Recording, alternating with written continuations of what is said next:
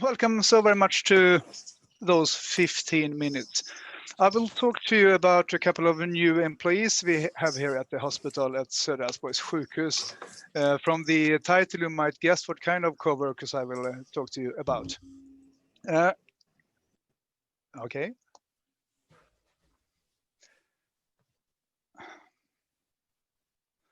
First of all, my name is Fredrik Hansson and work as a development leader here at Söderälvsborgs sjukhus.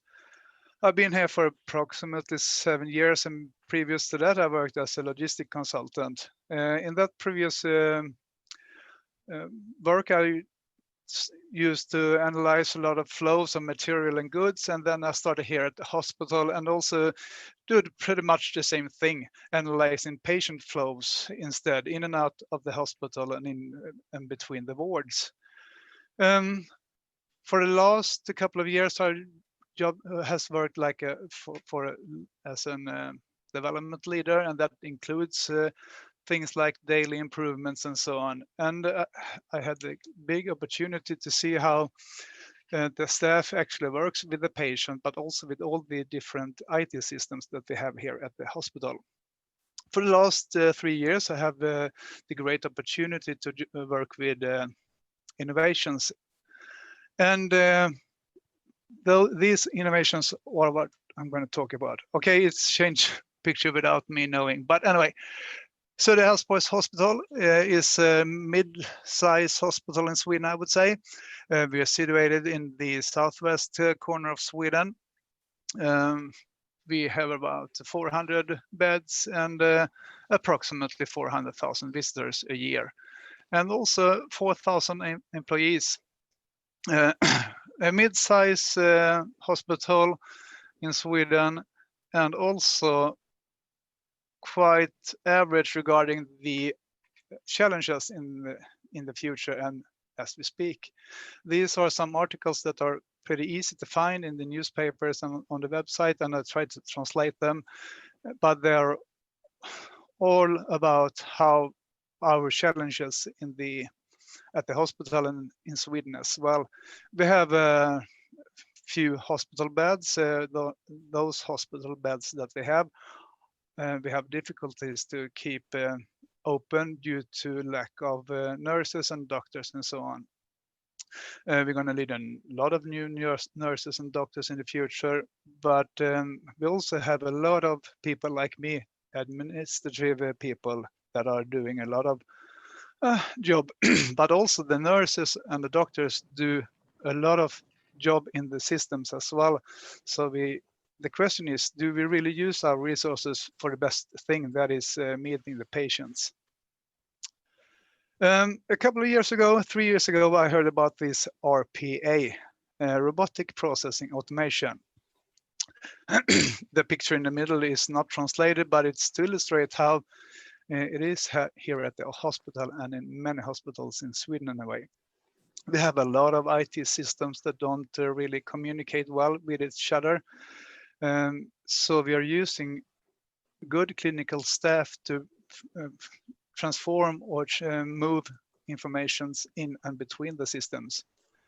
So the RPA is really about installing a software on a computer or at the server, and then to fill that program with code. And then you will see on the screen how the cursor and the mouse really moves on the user interface. So it's a software to utilize the user interface. The robot can switch between different windows, can move information between the windows. So it's a kind of integration via the user interface instead on database level.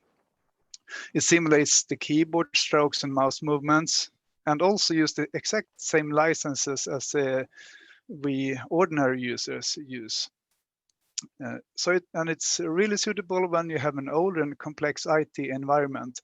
And that's really the situation here at the Västra Götalandsregionen. I forgot to say that the hospital is a part of a region in Sweden. And so we work like a big region with a lot of several hospitals in it. Okay, the IT environment is really complex. We use a lot of resources and time to move information between those systems. And we would really like to free the time from the nurses and doctors so they, instead of using their time to do administrative tasks, to more patient meetings and taking care of the patients instead of the systems. And also, when you're qualified nurse or doctor and then you are put in the hospital just to be in front of the computer, the motivation might not that high as it could be. So with this in mind and this picture before us, we started to look into how could we use this kind of technology. Starting 3 years ago, programming and setting up robots, or as we might say sometimes, digital co-workers.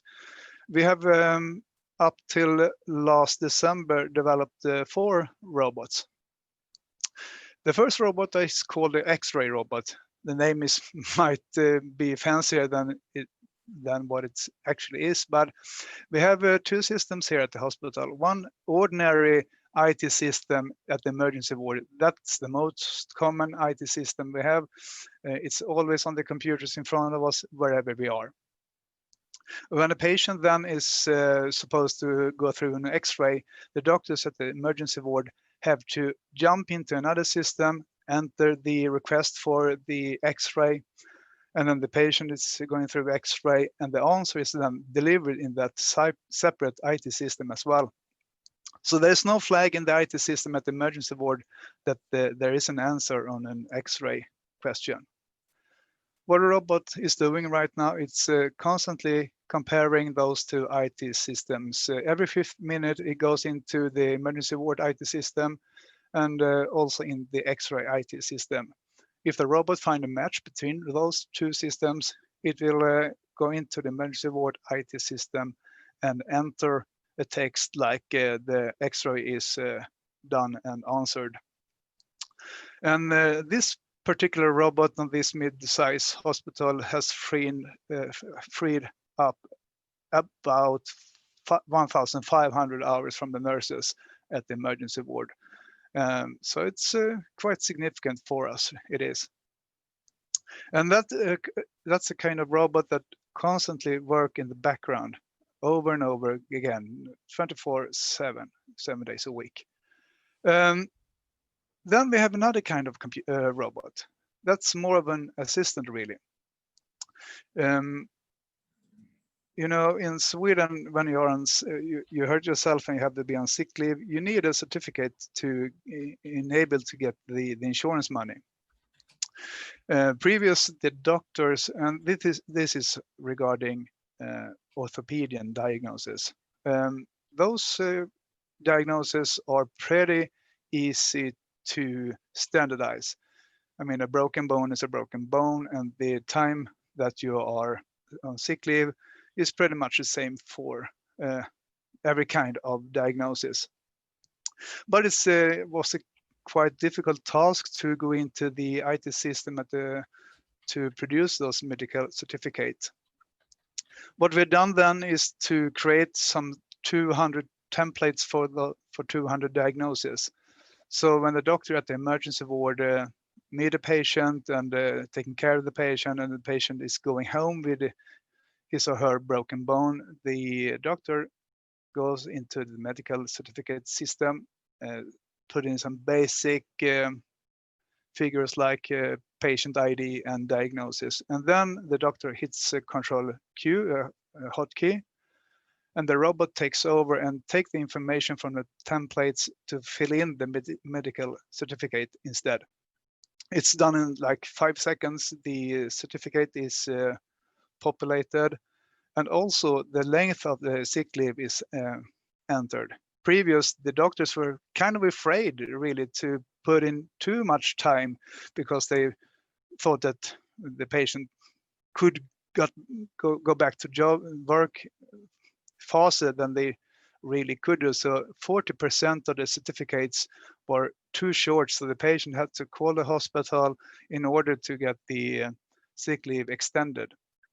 Today, the patient doesn't call us anything regarding prolonged sick leave.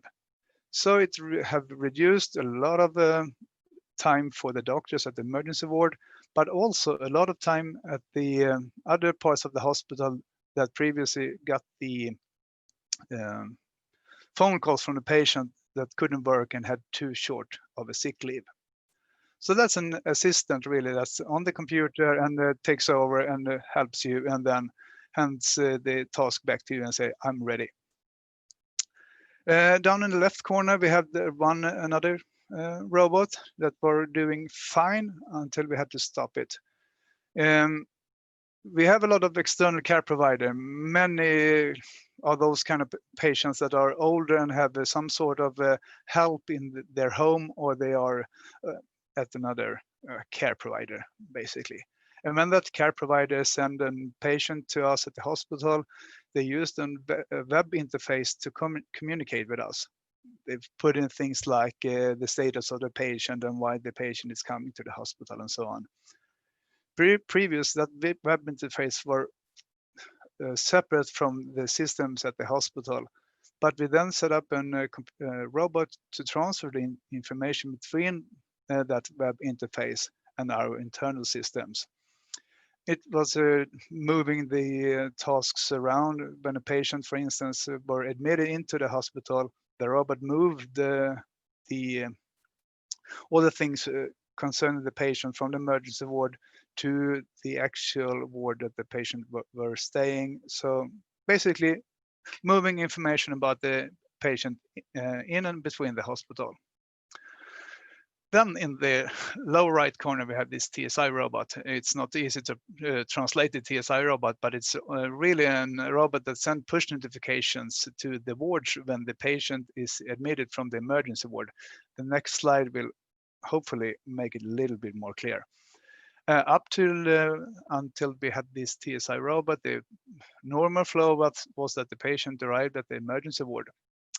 Quite direct, the patient met a doctor who almost from the beginning could see that this patient must be admitted to a ward.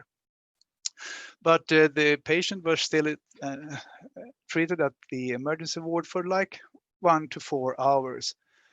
In the end of that stay, and when the patient is really ready at the emergency ward and ready for admission into the hospital, then first we took actions. There's some sort of coordinator, then we're trying to find a empty bed at the hospital. You know, as I showed you in the previous slides, we are short of hospital beds and staff. So when you did this at the end of the flow, it was kind of finding a bed more or less than instead of finding the right bed because it was so tight. So that's really a push system. Then we hired a robot instead. So when the doctor sees the patient in the beginning and see that this patient must be admitted, the doctor instead mark the patient as this patient will be admitted and it's best treated at this certain ward. So in the beginning, the doctors must think of where does this patient is going to be best treated. Then our robot could see that they enter the text like a hashtag, the ward that the doctor wants the patient to, and another hashtag. When the robot sees this hashtag, it sends an SMS to the actual ward that is hashtagged. So that gives the ward like 1 to 4 hours ahead. They could see that there is a patient coming to them, so they could prepare their room and see what kind of patient do we have here. If it's really full, is there any patient going home today? Let's move that patient to some other area where they could wait for the transportation home, clean the room for the new patient, and be prepared for the patient when it's coming up. They also do a mark in the emergency ward when the patient is ready for movement. So it gives us about 4 hours heads up, and we created more like a pull system instead of a push system. This has significantly reduced the patients that are not treated at the right ward, and also reduce the time at the emergency ward when the patient is waiting for a hospital bed. Okay, that's 4 robots that we have created up till December last year. And then we were thinking about what are we going to do next? Then this happened. COVID-19 appeared. But to quote Winston Churchill, never let a good crisis go to waste. It was both a challenge and an opportunity for us to go ahead with our RPA projects. The demand for the personnel at the hospital were really increased. We couldn't have the personnel at home too long, and the need of quick information flow really increased during this period. So what we have created is one robot is dealing with the laboratory results. You know that when a patient is tested, the test is sent to a laboratory, and then the answer is in a separate laboratory system. We then created a robot that constantly monitor that laboratory system, and as soon as the robot identifies a COVID-19 result, the robot will send a push notification if the patient that is tested is placed within Södra sjukhus. So it's a quick notification to the ward where the patient is treated that there is now a lab result regarding COVID-19 for you to read. And that is of course very important to decide the further treatment of the patient. If it's COVID positive, it has to be continuously treated as a COVID-19 patient, but if it's COVID-19 negative, then we don't have to have the patient in those certain wards. It could be treated more or less like an ordinary patient. But also, we had a lot of staff at home waiting for their test results. You know, when we have symptoms of a COVID-19, we are ordered to stay home, go to the hospital to leave a test sample, and then return home. And the symptoms might not be so severe, so you could really actually work if you don't have COVID-19. But waiting for the COVID-19 result were previously quite a complex task to get in reach with the personnel. In Sweden, we have something called 1177. It's a national application for the hospital to communicate with the citizens in Sweden. Now we have a robot at a certain position, and the first green robot produces a separate list with all the lab results for personnel. And then the secretary starts another computer that read that first list and transfer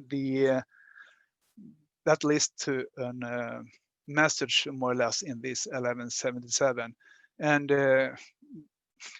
it might be difficult to see how great this is, but it's previously done via a web interface and a lot of clicks for the personnel to achieve that kind of message, but the robot is doing it totally automatic today. And that's also reduced the time that the personnel are home waiting for the answer, because if it's a negative answer and you feel fit enough to work, please come back as soon as possible. It's more or less what the message is saying. Here, hopefully, I will be able to show what the some people think about it here at the hospital. Okay. Let's see if I can find my cursor. Do you see a black background right now? Yeah, I can see a black background. Yeah, hopefully there will be. Okay. Oh.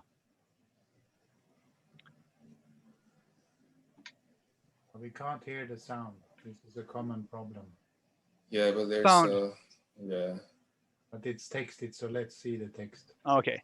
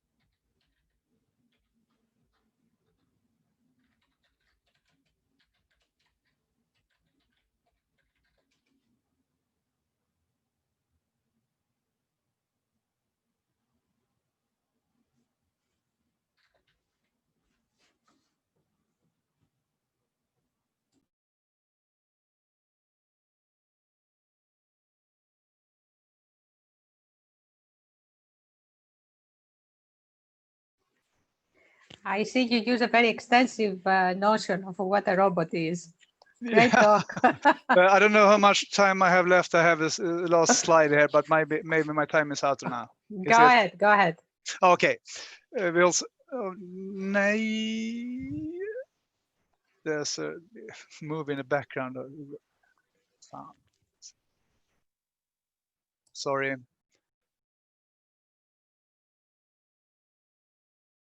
So, sorry.